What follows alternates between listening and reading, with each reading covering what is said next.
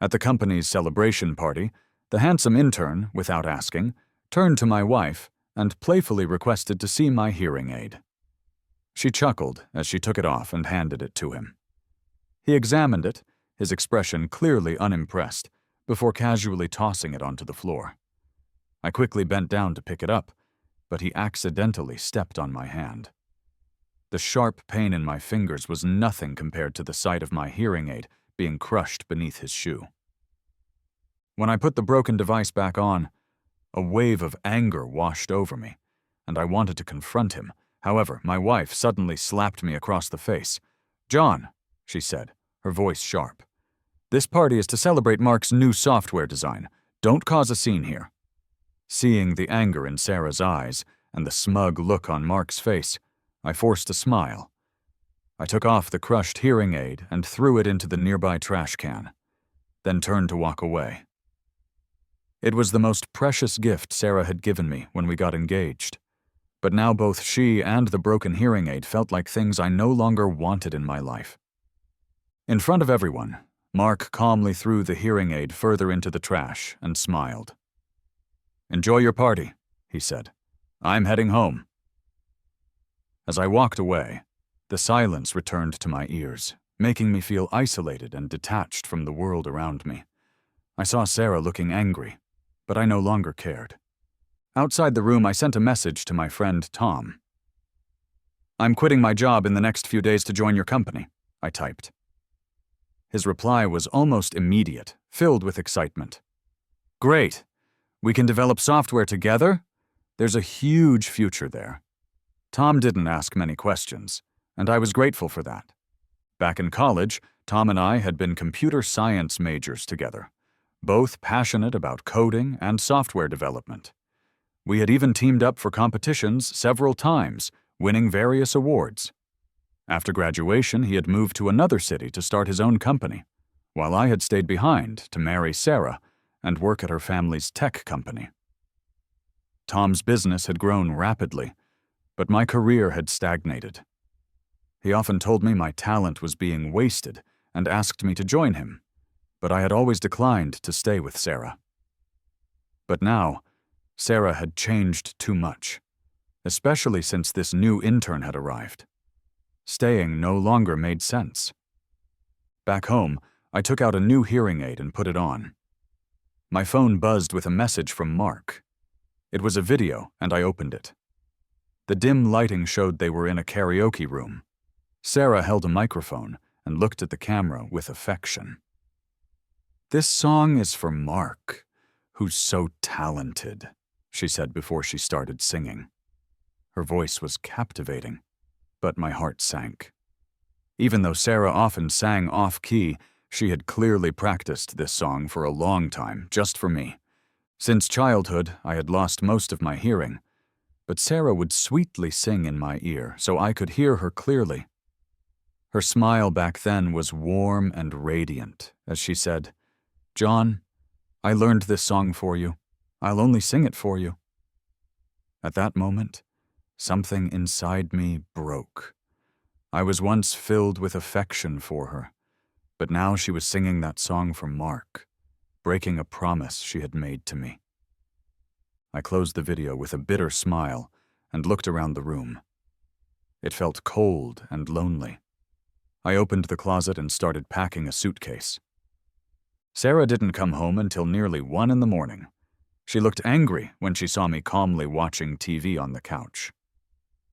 "I texted you to come get me. Why didn't you?" she scolded. Usually I would go downstairs to fetch her when she was out late at social events. But this time I didn't feel like rushing to her. I picked up my phone. Our chat was filled with my messages, and she had barely replied. The last message from her was simply, "Be home soon," cold and straightforward. Looking at Sarah, I replied, "I didn't see your message." Without emotion, she marched over and continued scolding me.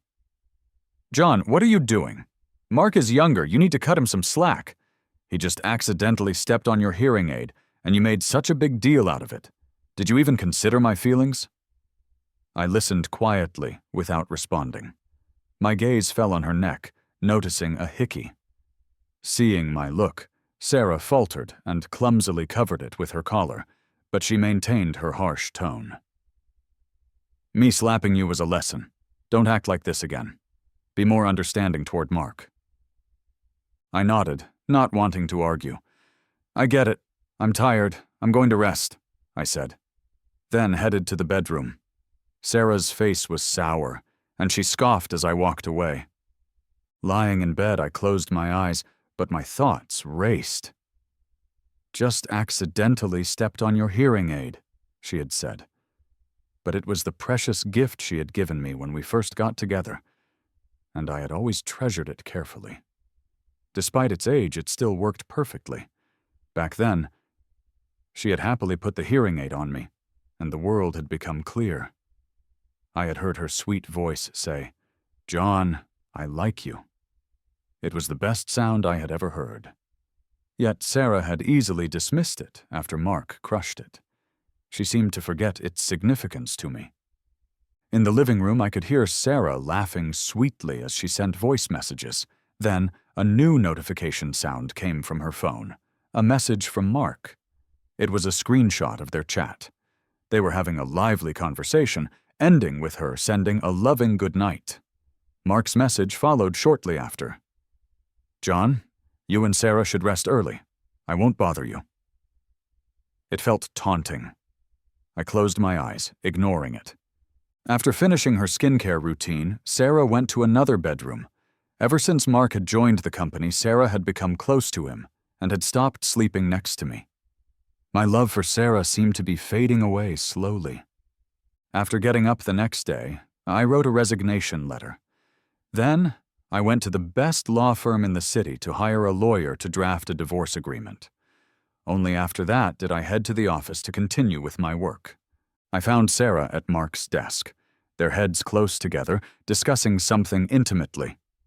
The funny thing was, seeing them like this now didn't really bother me as much as it used to. Mark noticed me and greeted me. "John, you're late today. You don't look so good. Didn't sleep well last night?" There was a hint of provocation and smugness in his eyes as he leaned closer to Sarah. "He's been with the company long enough that he thinks he doesn't have to follow the rules." At this rate, he won't last here much longer, I thought. Before I could say anything, Sarah frowned and started criticizing me. I gave a faint smile, looked at the two of them, and calmly said, "I'll pay more attention in the future. Thanks for the reminder, boss." Sarah's face turned dark at my reply. I rarely called her boss, but now my tone was polite and distant.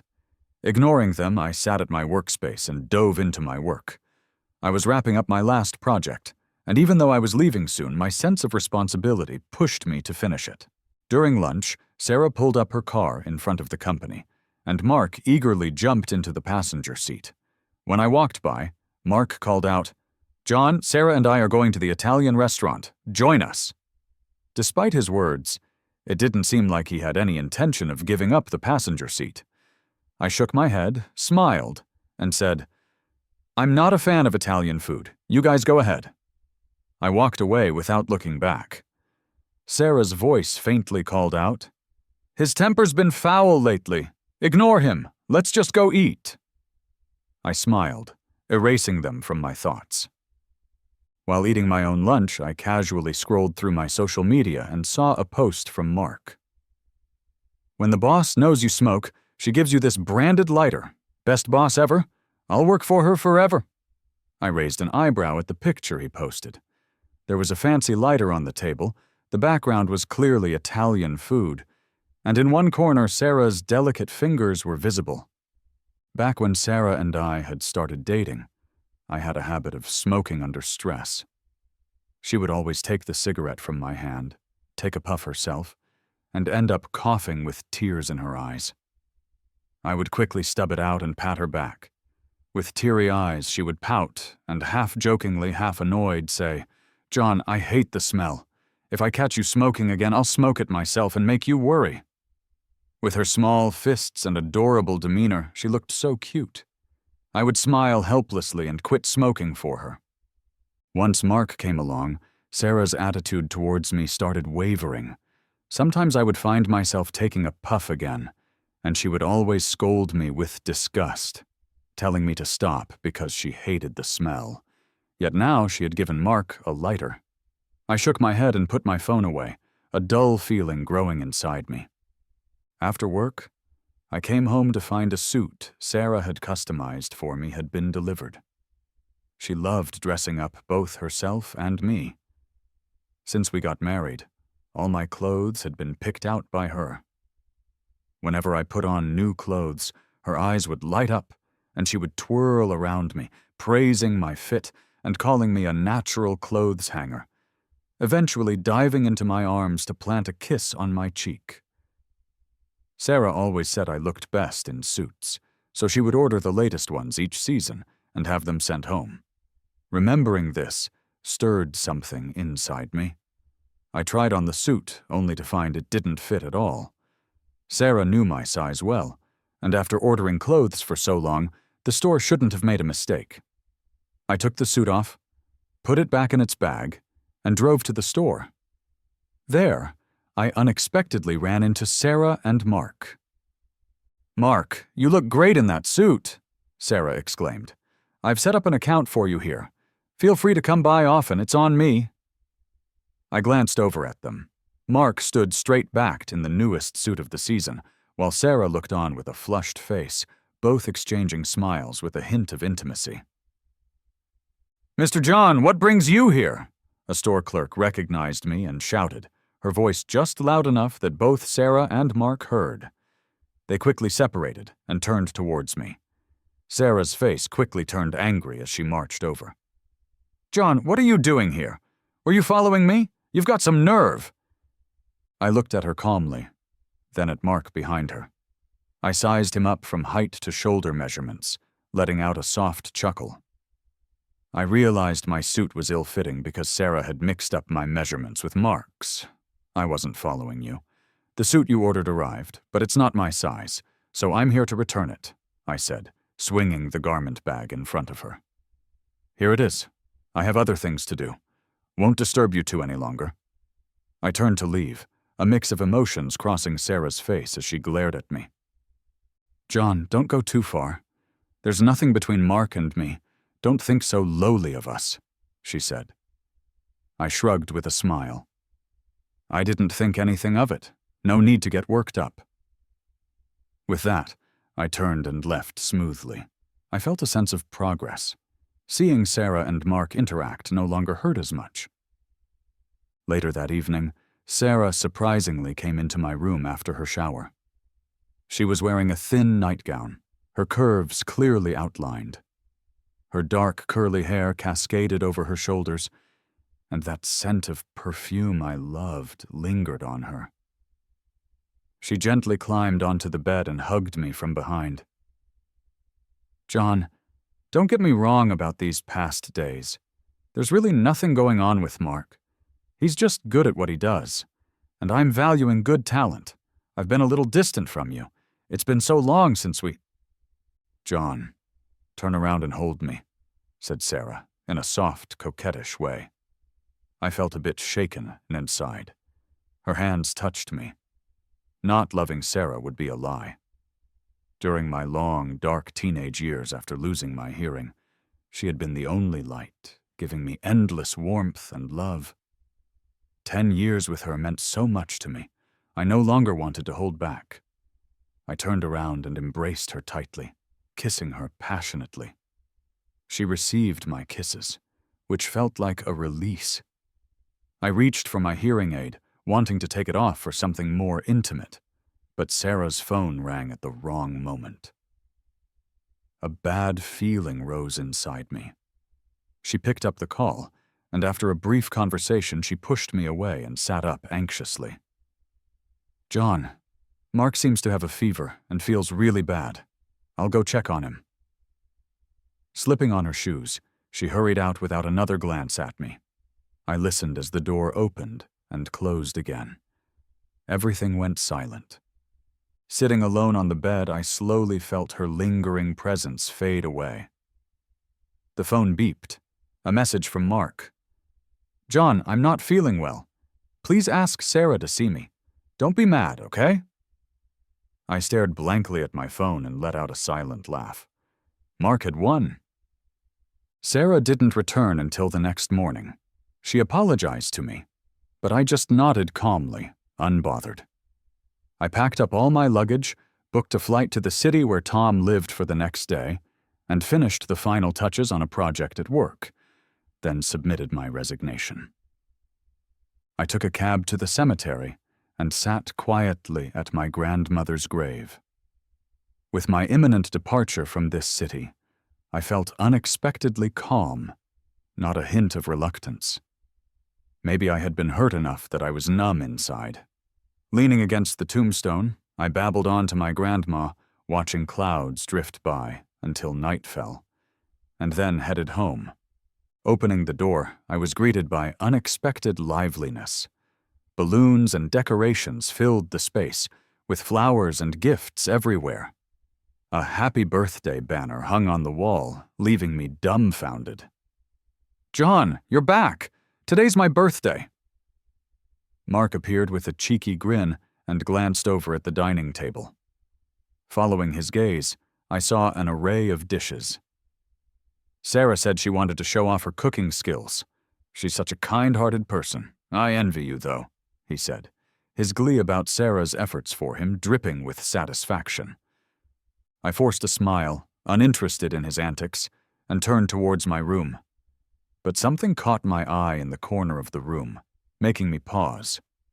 Mark noticed my reaction, laughed unconcernedly in my ear, and went, "Oh, that? While decorating, I accidentally knocked it over.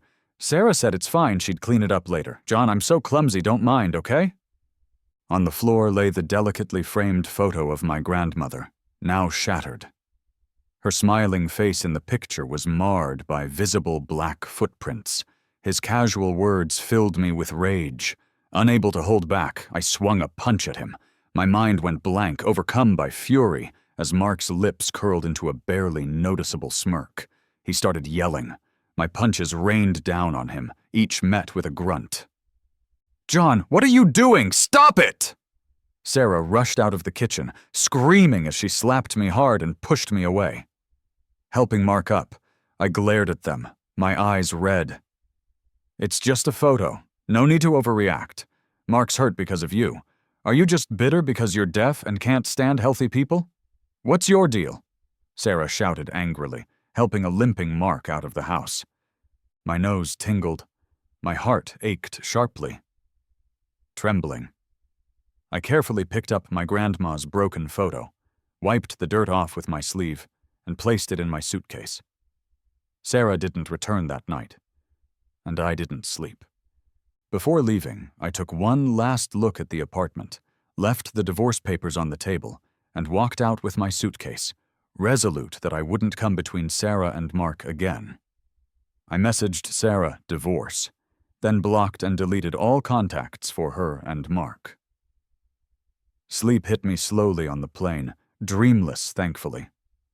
Upon landing, Tom was already waiting. He took my suitcase, a look of curiosity in his eyes, but he didn't ask any questions, just patted my shoulder. "Back in the day, we were unbeatable together. I'm really glad you're here." I smiled back at him, a bit of anticipation and future prospects warming my heart. Tom settled me in, then took me to get on board at work and to get used to company operations. I joined a project developing new software and poured myself into work. Immersed in code, I rediscovered that familiar, carefree feeling. Ideas flowed easily. After suggesting some improvements, my colleagues looked at me with new respect. "No wonder Mr. Tom wanted so badly to recruit you. You're great," a colleague praised endlessly. I smiled gently, satisfied with my life now. After that project ended, the client was really happy with us. Tom even gave us a big bonus. He took us out for a celebration dinner, and I became the star of the night. No more public humiliation for me. After we left the restaurant, the cool evening breeze hit my face, and I sobered up a bit. Then there was Sarah. "John, turns out you were hiding here. What's up with all this drama?" a furious voice shouted at me. Then Sarah rushed over. It had been a while since I had seen her. She seemed worn out, glaring at me angrily. "Come back with me. You can't just run off whenever you want. You're such a troublemaker." Sarah grabbed me, trying to drag me away, waking me up instantly. I shook off her arm, stood my ground, and just gave her a cold stare. Sarah couldn't believe it. "John, you—" I cut her off, my voice icy. "Let's get a divorce. I'm done. The papers are on the table. You've probably already seen them." Her shock was clear as day. "A divorce?" she stammered. I nodded without a hint of humor. Just then, my ride pulled up. I walked away, leaving Sarah standing there speechless. She followed me into the car, dazed, still not fully grasping what I had said. "John, you—" I took off my hearing aid, finally finding some peace. Sarah sat next to me, dazed, and followed me like a shadow when I got out. As I entered my home, Sarah tagged along, trying to come in with me. I blocked her at the door. "Go sign the divorce papers. We're done." Her face went pale as the realization hit her. "No, I'm not leaving. I'm not divorcing you, John. Let me in, or I'll sit here all night." Back in the day when we were dating, Sarah would pout, and I would give in almost instantly. But now, she looked at me with tear-streaked eyes, and I just felt nothing. "Suit yourself," I said, shutting the door despite the plea in her eyes. The alcoholic buzz hit me again, and my head throbbed as I washed up and passed out. The next morning, as I was going out, I found her curled up in the corner. She had really stayed all night. Hearing the noise, she opened her eyes and quickly came over. "John, I thought all night. It's my fault. I shouldn't have gotten too close to Mark and ignored your feelings." I looked calmly at Sarah, tired and with dark circles under her eyes. "I'll keep my distance in the future. Can you not do this? Come back with me." She sounded desperate, no longer proud.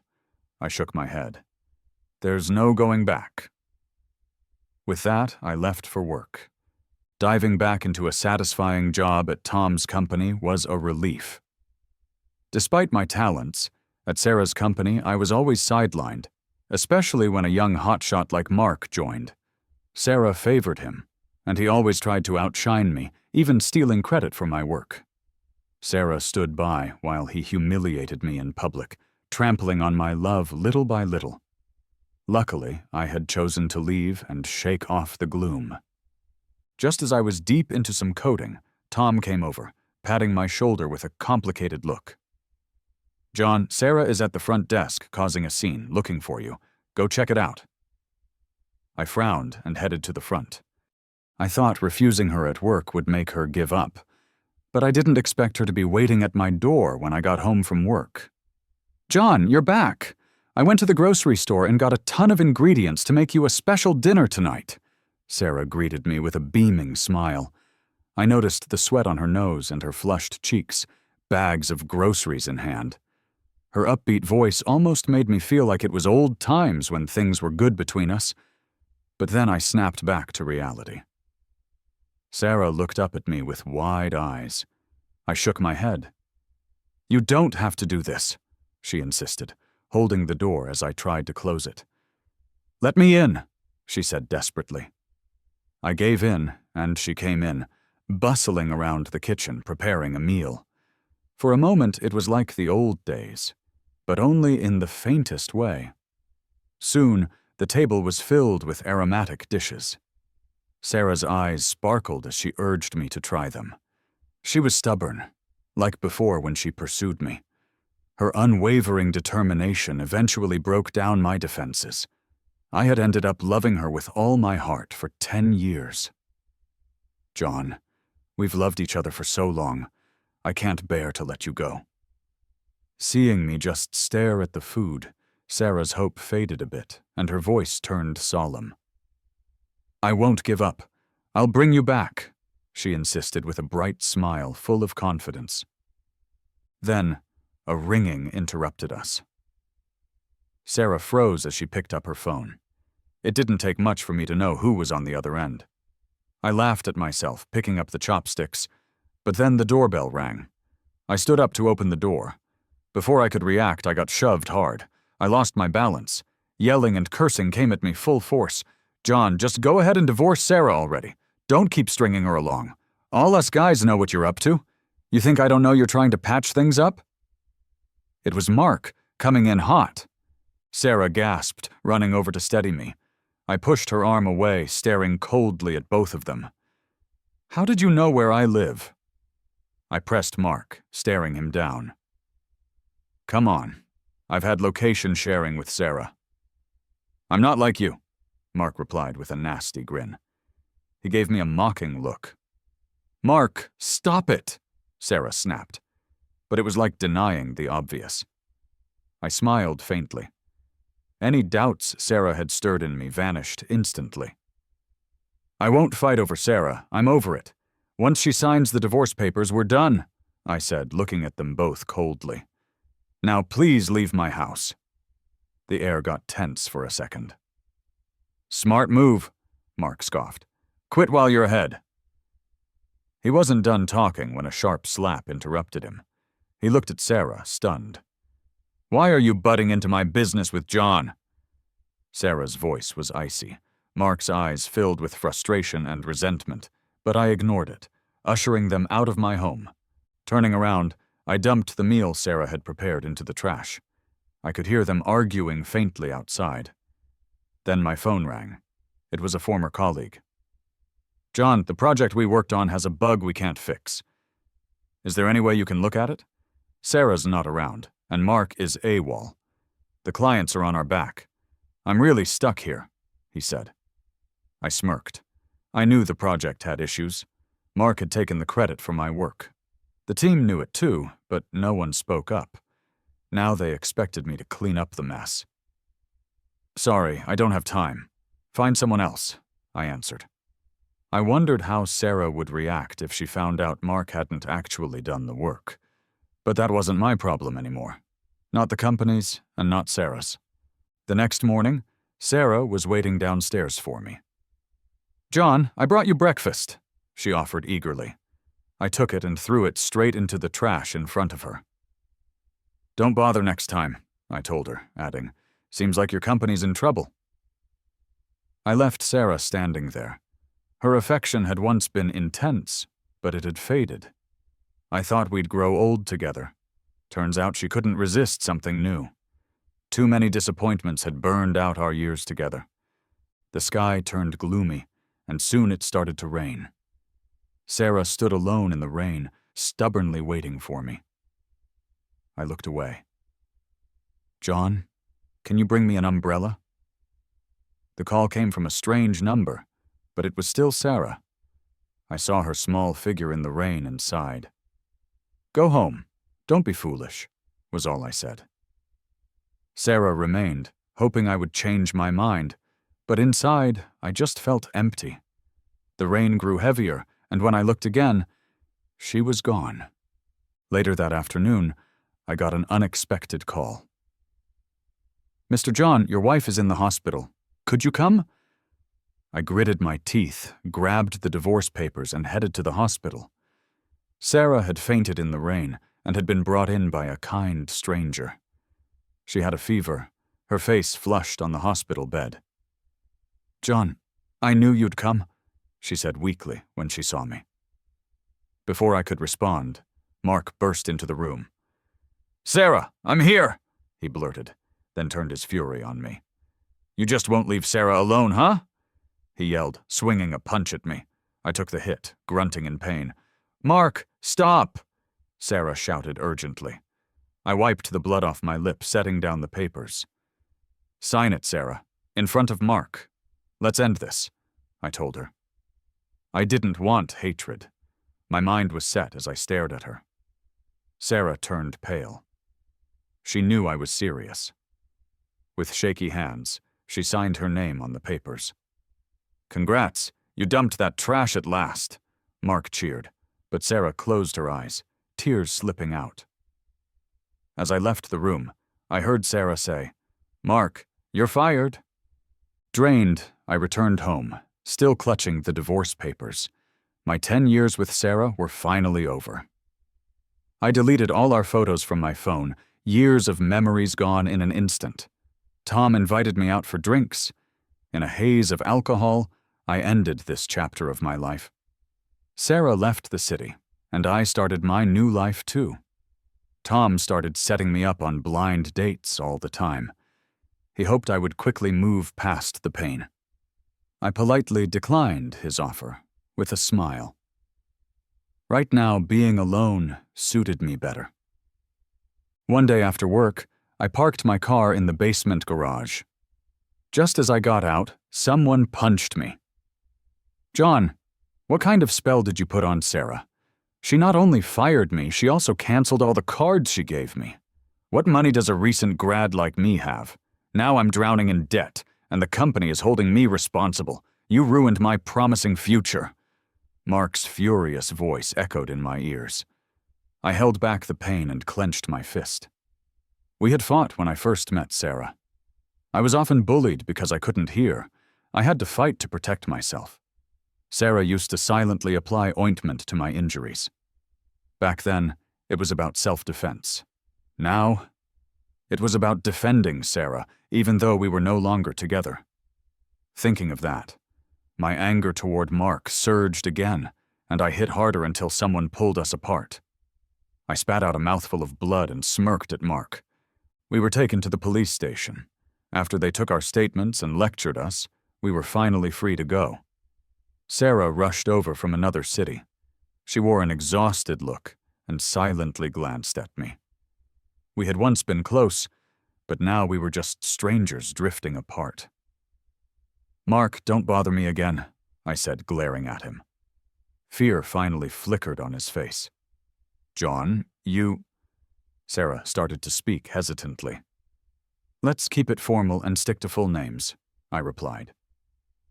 I looked at Sarah and felt completely at peace. From now on, we had no ties. After saying that, I felt a weight lift off me. I turned and walked away without a trace of reluctance. The road ahead was long, but Sarah would no longer be by my side. Sarah's epilogue.